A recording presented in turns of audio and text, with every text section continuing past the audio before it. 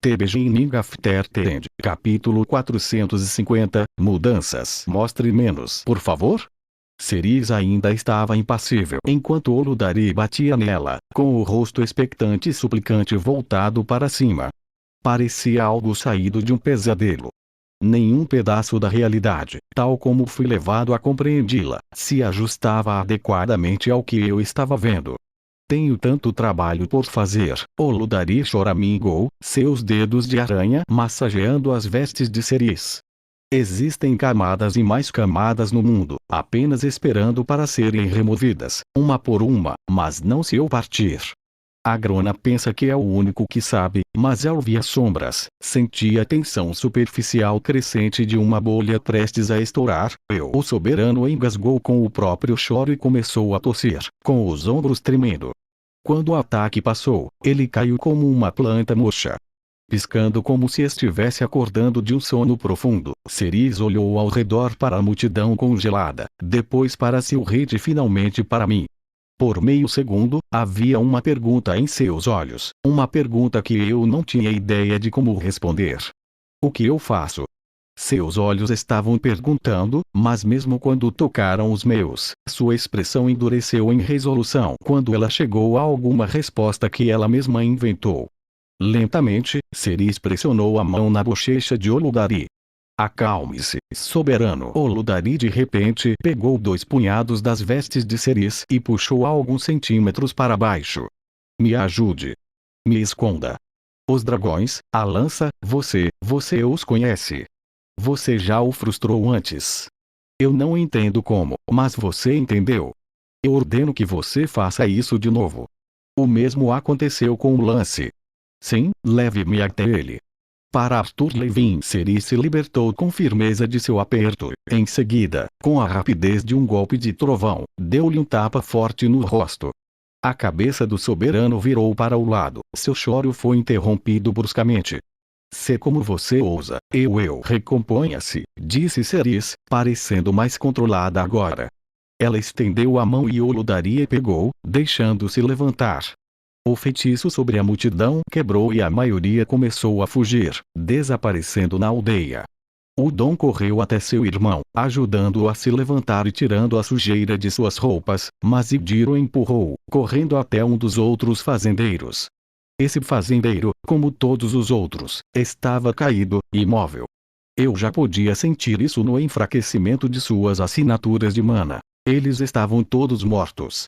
Desviei o olhar, irritado e frustrado, mas sem saber como canalizar minhas emoções.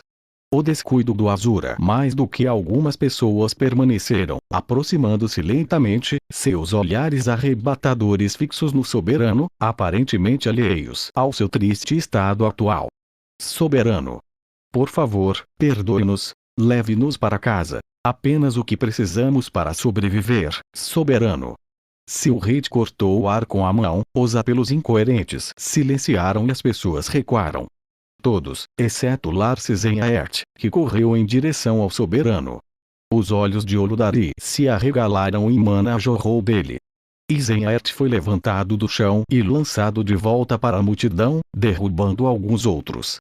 Foi o suficiente para finalmente quebrar o êxtase deles, e eles praticamente trombaram um sobre o outro para escapar, deixando Lars gemendo no chão. Corbett, Hector e uma mulher que reconheci como um dos soldados de Lars correram para o seu lado. Cerise me lançou um olhar. Precisamos levar o soberano para um lugar mais seguro para todos. Ela parou, seu foco passando por mim para longe. Virei-me para olhar e meu sangue gelou. No horizonte, as grandes montanhas separam os ermos de Elenoir e as clareiras das feras do resto de Dikaten. Apenas alguns momentos atrás, os picos cobertos de neve haviam se perdido em uma espessa neblina branca. Agora, uma nuvem negra baixa corria sobre as montanhas. Mesmo enquanto eu observava, porém, ele desceu pelos penhascos íngremes, caindo em cascata até as planícies de cinzas abaixo, e ondulou em nossa direção em grande velocidade. Não, gemeu Oludari. Não. Ele sabe. Ele me encontrou. Oludari pegou a mão de Cerise, apertando com tanta força que ela estremeceu. Aparições. Ceres respirou, libertando-se do soberano e dando alguns passos hesitantes para ficar ao meu lado. Suas mãos cerraram-se em punhos com os nós dos dedos brancos ao lado do corpo. Meus nervos desgastados se despedaçaram. Movendo-me como se estivesse em um sonho, afastei-me da nuvem. Meu olhar percorreu a vila em pânico, abrangendo todas as pessoas que eu havia trabalhado tanto para proteger e ajudar a prosperar depois da guerra, pessoas que eu considerava meus amigos, família, até mesmo, para usar a palavra de Katiana. Uma palavra melhor do que sangue, minha mente quase delirante ofereceu. Entre eles estavam aqueles que viveram estes últimos meses no deserto, construindo casas aqui, aprendendo novas habilidades, colocando sua magia arduamente conquistada para trabalhar como agricultores, caçadores e artesãos em vez de soldados, assassinos. Pessoas como os irmãos Planesrunner, como Baldur Vasseri. Como as crianças agora amontoadas em torno da garota Frost de cabelos dourados, verdes de medo. Olhei para Seth, que ainda estava caído no chão aos meus pés, com os óculos tortos. Ele, como todos aqui, se tornaria nada além de composto para alimentar o deserto infértil e cinzento se fosse pego em uma batalha entre um basilisco do clã Vritra e um grupo de batalha de aparições. E não havia nada que eu pudesse fazer para impedir isso. Eu tinha poder, uma magia incrível, mas perto desses seres eu não era mais perigoso do que um escravo não advogado. Sim. O grito do meu nome cortou a névoa do meu cérebro e eu estremeci espasmodicamente. Ceres agarrou o meu braço, me puxando para encará-la. Encontre sua calma, Lyra, sua coragem. Descarte o resto, isso não vai te ajudar agora. Olhei nos olhos dela, me perguntando, não pela primeira vez, de onde vinha essa força interior dela. Eu não conhecia Ceres Vritra muito antes da guerra. Como indicação em tempo de guerra para o cargo de retentor, eu não tinha estado naquele clube antes de ser enviado para Dikaten. Mas eu provei ser adepto de fazer com que os Dicatianos se alinhassem com o mínimo de derramamento de sangue, e isso estava alinhado com os objetivos de Agrona para o continente. Durante aqueles dias trabalhando ao lado de Ceres, senti repetidas pontadas de ciúme do relacionamento entre ela e Silhit. Meu próprio ceifador, Cadeu, era frio, distante e violento. Em 2 dias, senti que sabia mais sobre Ceres do que sobre Cadeu. A minha relação com ele tinha sido uma questão de necessidade militar e nada mais, embora eu tivesse tolamente cobiçado a sua força e a liberdade com que o Alto Soberano lhe permitia realizar o seu trabalho. Fazendo o que Ceres disse, coloquei esses pensamentos em torno de mim como um cobertor pesado, o equivalente mental de uma criança puxando o edredom sobre a cabeça para se esconder das feras de mana debaixo da cama, mas funcionou e me senti mais calmo. Ceres pode não ter sido minha foice, abismo, ela nem era mais uma foice, mas ela já havia me inspirado, sendo uma mentora melhor do que Cadeu ou qualquer outro professor ou treinador que tive em minha ascensão através das fileiras do poder. Não houve tempo para fazer mais nada antes que os Vrights chegassem. A nuvem se dividiu em 4 formas distintas e vários feitiços caíram sobre nós ao mesmo tempo, direcionados ao Ludari. Eu lancei uma barreira de vento vazio para bloquear uma onda de fogo negro, cujo dano colateral deveria atingir não apenas Ceres, Silhit e eu, mas uma dúzia de outros alacrães que ainda tentavam fugir. O fogo da alma do Vraight corroeu o tecido do meu escudo, mas uma segunda barreira apareceu dentro do meu, e uma terceira apoiou isso, redirecionando o fogo da alma para rolar inofensivamente sobre nós antes de se espalhar por 3 casas recém-construídas e engoli-las instantaneamente. Enquanto lutávamos com as chamas, relâmpagos gêmeos brilharam, um atingindo o chão no meio da multidão em fuga, lançando um jato de cinzas escuras e jogando aqueles que estavam mais próximos do chão, incluindo Corbett e Hector. O outro atingiu o Ludari em cheio, mas desviou sua barreira de mana antes de colidir como uma árvore distante, dividindo-a em 2 e fazendo com que as folhas secas queimassem como muitas pequenas velas. O barulho de madeira estilhaçada e chamas crepitantes ainda ressoava em meus ouvidos enquanto eu sentia a onda de mana vindo de baixo. Cerizes e o Hit já estavam em movimento, voando no ar e conjurando escudos sobre os espectadores que gritavam. Agarrei Sete e puxei-o para o ar no momento em que o chão ao redor de Oludari subia, um campo de pontas de ferro sangrento perfurando enquanto os Wrights atacavam de todas as direções ao mesmo tempo. Oludari cerrou os punhos e o ferro ensanguentado se quebrou com um grito ensurdecedor. Seu rosto estava tenso de pânico e desespero, sua intenção espalhando-se pela aldeia como um furacão. Uma sombra se manifestou entre nós, e o sol brilhou nas lâminas esculpidas enquanto elas cortavam em direção ao soberano.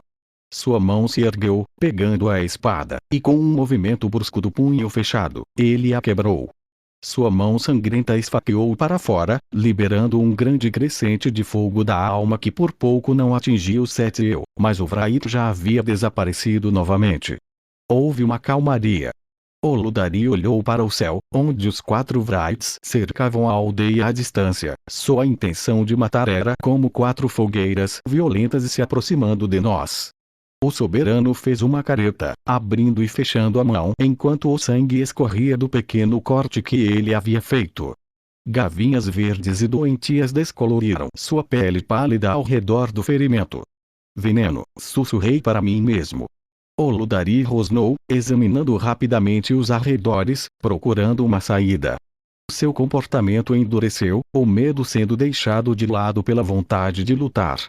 Fazendo uma careta, ele disparou para o céu passando por mim. Seu corpo se alongou, inchando com mana, enquanto um monstro escondido dentro da forma humanoide explodia. Ele parecia de alguma forma ainda maior do que antes. O bater de suas asas era tão violento que me desequilibrou. Seu rugido estridente foi suficiente para me tirar o fôlego. Sua cauda chicoteou como um chicote gigante, e um Wright mergulhou embaixo dela. Suas mandíbulas estalaram, fechando-se quase como uma forma em retirada no céu. O terceiro Wright veio pela lateral, aproveitando a distração de Oludari para pousar nas costas do basilisco com lâminas gêmeas de gelo negro brilhando em suas mãos. Os últimos raios de sol brilhavam nas bordas enquanto cortavam a base de uma enorme asa. O gelo quebrou como vidro, e o basilisco rugiu e girou no ar, fazendo o Wright voar. Gotas grossas de sangue escuro choveram no acampamento abaixo. Enquanto Oludari se debatia e rugia, uma teia negra se entrelaçou no ar bem à sua frente, finos filamentos de ferro sangrento afixados em pontos de sombra condensada. O basilisco tentou desviar, mas foi tarde demais, e bateu a toda velocidade na teia.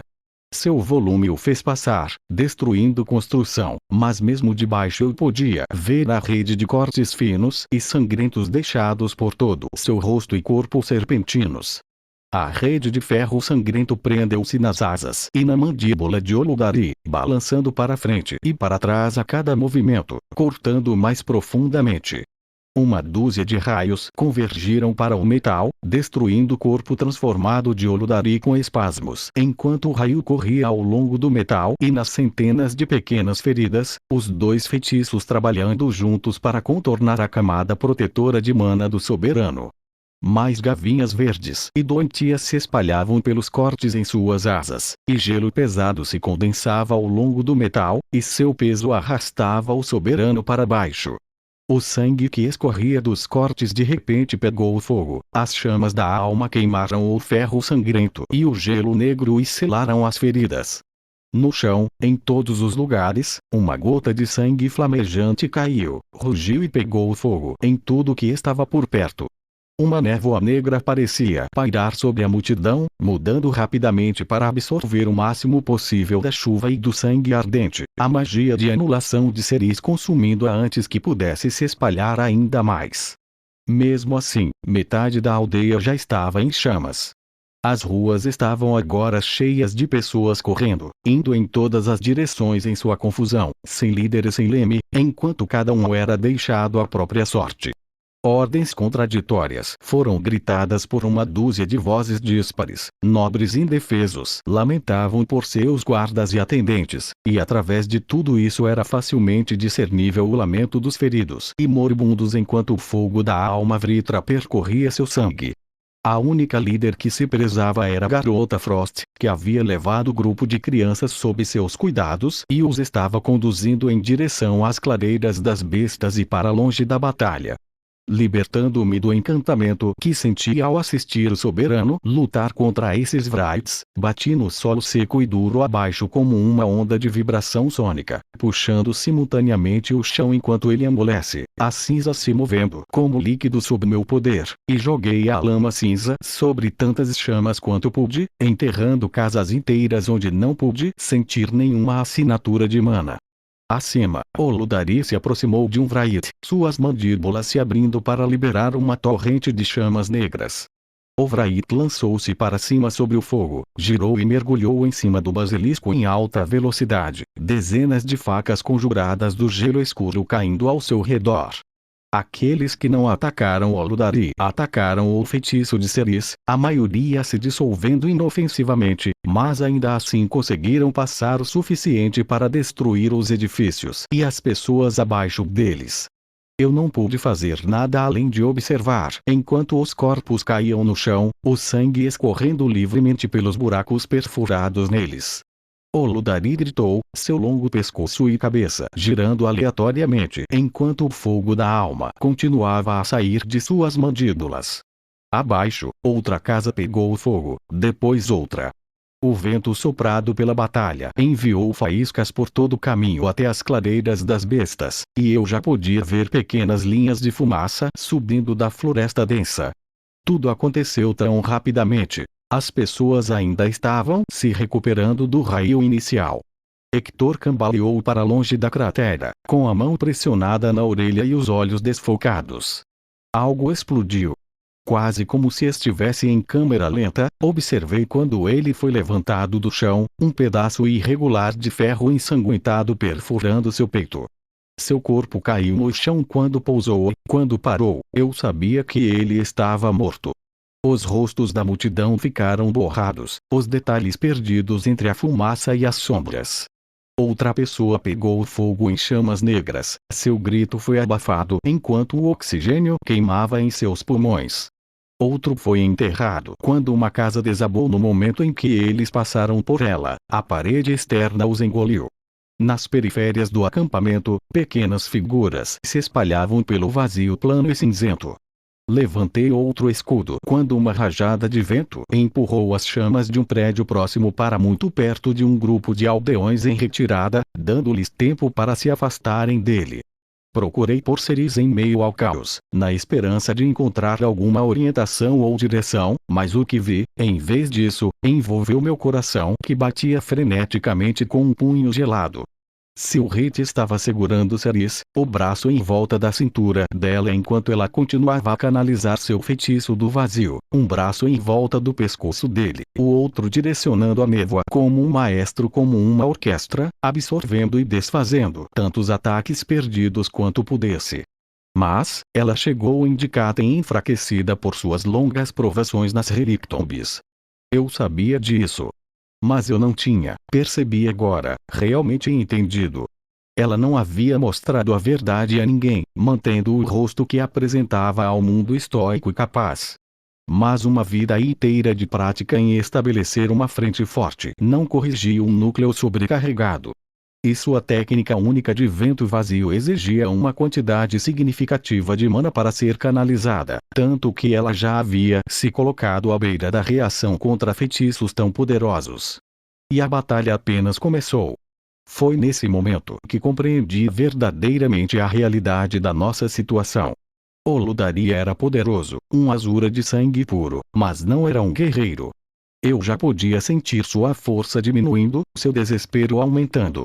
As gavinhas verdes doentias que descoloriam suas escamas negras irradiavam uma mana desconfortável que fez meu estômago revirar, e eu sabia que devia ser algum tipo de veneno, talvez até feito especificamente para esse propósito. Estava claro que os Wrights fariam o que foram treinados para fazer. Mesmo quando Oludari atacou 2 ou 3 de uma vez, o quarto sempre foi capaz de acertar um ataque contra o soberano, seu ataque e defesa entrelaçados em um concerto hipnotizante de causar dano e morte. Não havia como Oludari vencer. Eles iriam matá-lo e não havia nada que pudéssemos fazer para detê-los. Então eles se voltariam contra nós. Um pensamento frenético de pedir ajuda a Arthur passou pela minha cabeça, mas eu sabia que isso não era possível. Ele estava longe, em Etistim, e eu não tinha como. Ceres. Ainda segurando Seta ao meu lado, voei até ela, esquivando-me quando uma ponta preta quebrada deslizou pelo ar vindo de cima. A urdidura do tempus, onde ela tirou um broche de suas vestes e jogou para mim. Eu imediatamente o imbuí de mana, sentindo seu conteúdo. Entre uma variedade de suprimentos e equipamentos estava o Tempus Varp, e eu o retirei e mergulhei no chão, liberando o ofegante Setmilviev para que pudesse me concentrar no artefato. Era poderoso, capaz de ir de um continente ao outro. Não teria problema nenhum em me levar ao palácio em Etistim, onde eu só precisava encontrar Arthur. Quanto tempo demoraria? 1 minuto? 2? 10? Alguém aqui estará vivo quando eu, enquanto minha mana ativava e calibrava o Tempus Varp, uma sombra apareceu na minha frente, lançando o artefato em uma escuridão mais profunda do que a cobertura de fumaça e névoa vazia já fornecia.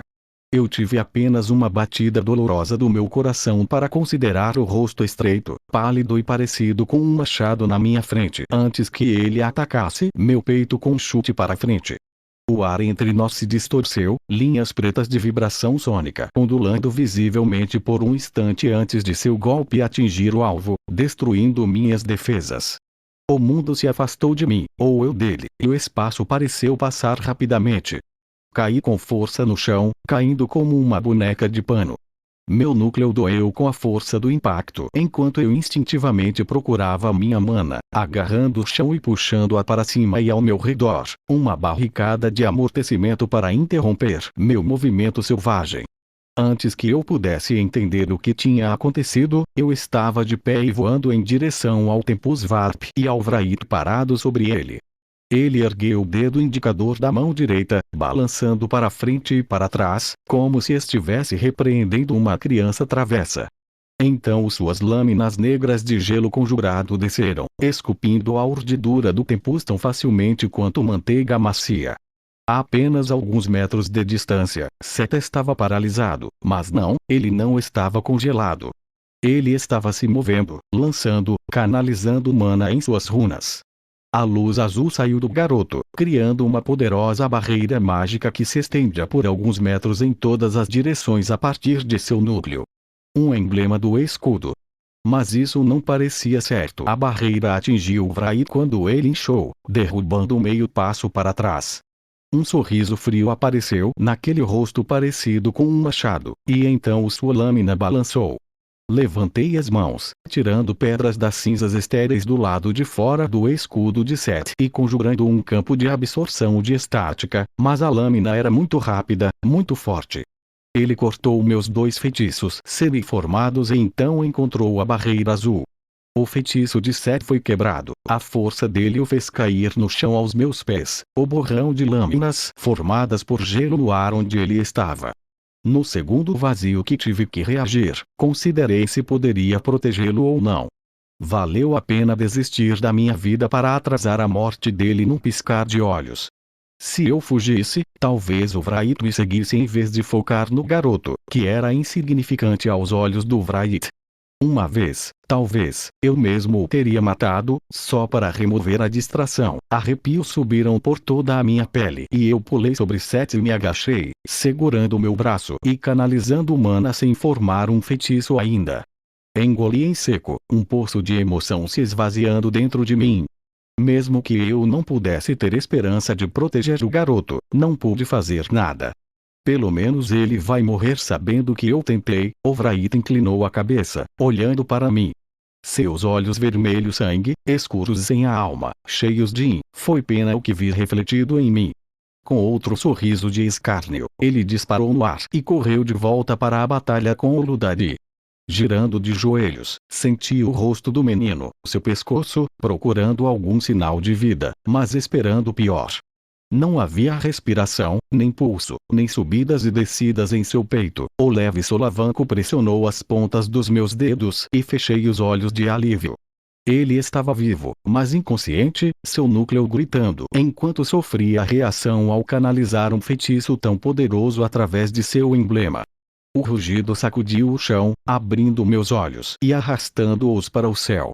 Oludari estava caindo, mergulhando no ar, cortes no tecido de suas asas batendo contra o vento impetuoso de sua passagem, o sangue escorrendo de 1000 feridas em seu corpo gigantesco.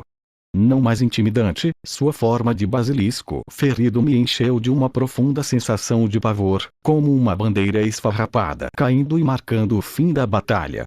Quando ele atingiu o chão, foi como se um meteoro caísse. Uma dúzia de edifícios desapareceram sob seu corpo antes que uma nuvem de poeira e cinzas o engolisse. 4 figuras negras entraram em formação acima, cercando o local onde o basilisco havia caído antes de cair lentamente no chão. Cerise e Silhouette fizeram o mesmo ao meu lado. Silhouette parecia estar assumindo a maior parte do peso dela. Sua pele cinzenta estava quase branca e uma fina camada de suor cobria sua testa. Ele, assim como a foice que ele protegia, foi ao limite. Estávamos sozinhos, ou quase isso. Todos os outros fugiram, pelo menos aqueles que eram capazes. Muitos, morreram no fogo cruzado. Com um olhar cansado, encontrei os cadáveres de Hector e Svort, ambos os irmãos Planesrunner, e Janvald Torpor. Havia outros que não consegui identificar tão facilmente. Isso foi apenas no espaço ao meu redor. Quantos morreram no acampamento? Eu me perguntei, apesar de tudo, então afastei a pergunta.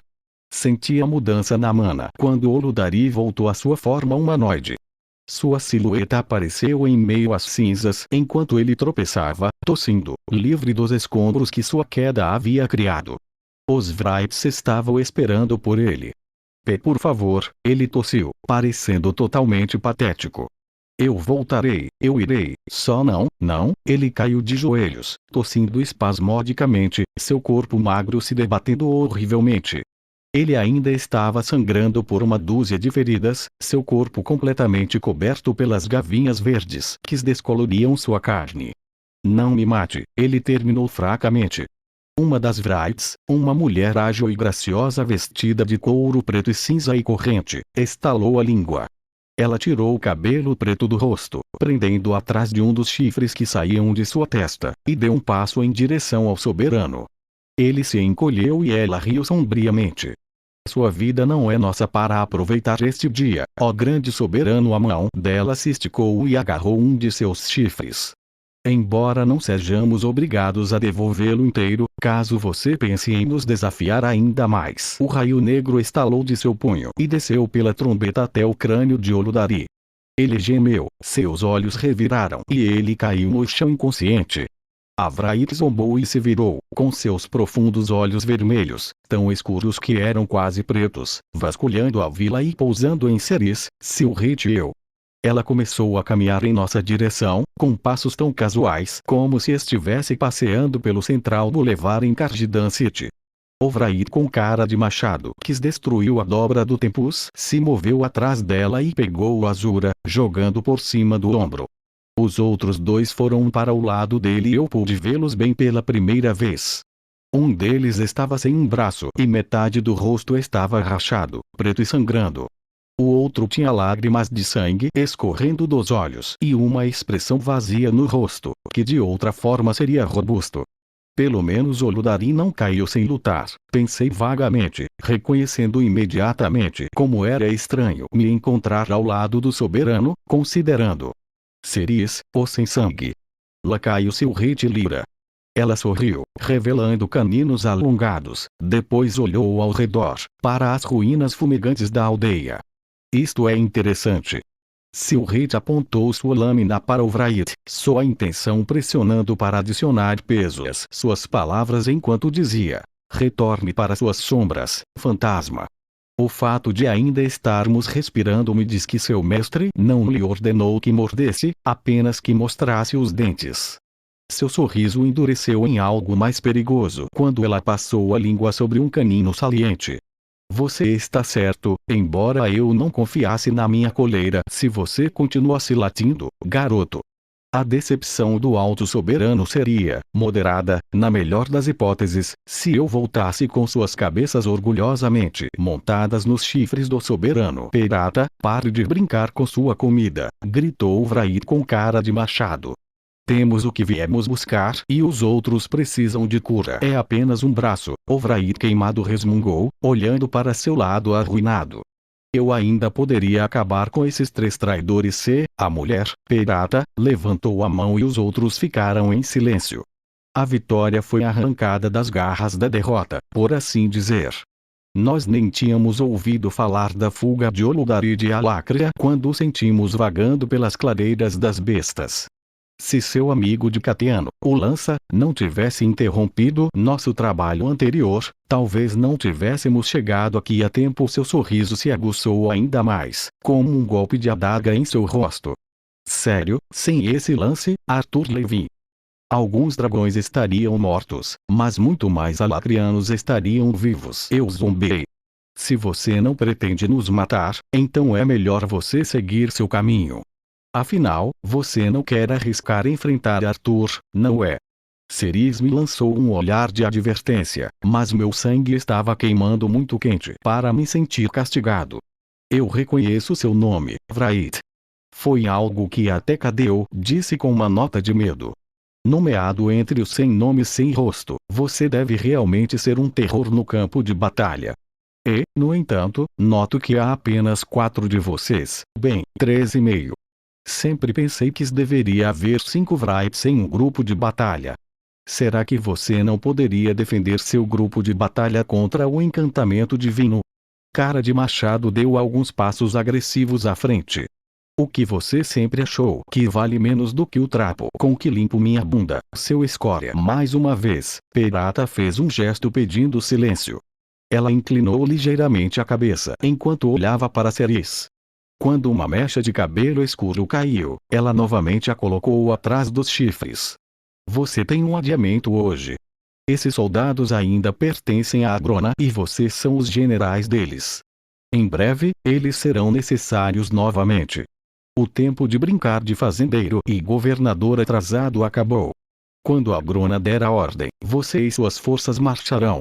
Eles lutarão por ele, porque se não o fizerem, a Agrona queimará os núcleos de cada membro de cada sangue traidor em ambos os lados do grande oceano. Ela deu um passo à frente até que a lâmina de Silhrit pressionou seu externo. A presença dela por si só foi suficiente para fazer meus joelhos tremerem. Seus olhos pousaram nos de Ceres. Pessoalmente, espero que você o desafie. Vou implorar para ser aquele que voltará aqui e arrancará o caroço do seu peito, sem sangue, pois você é uma sombra do que já foi.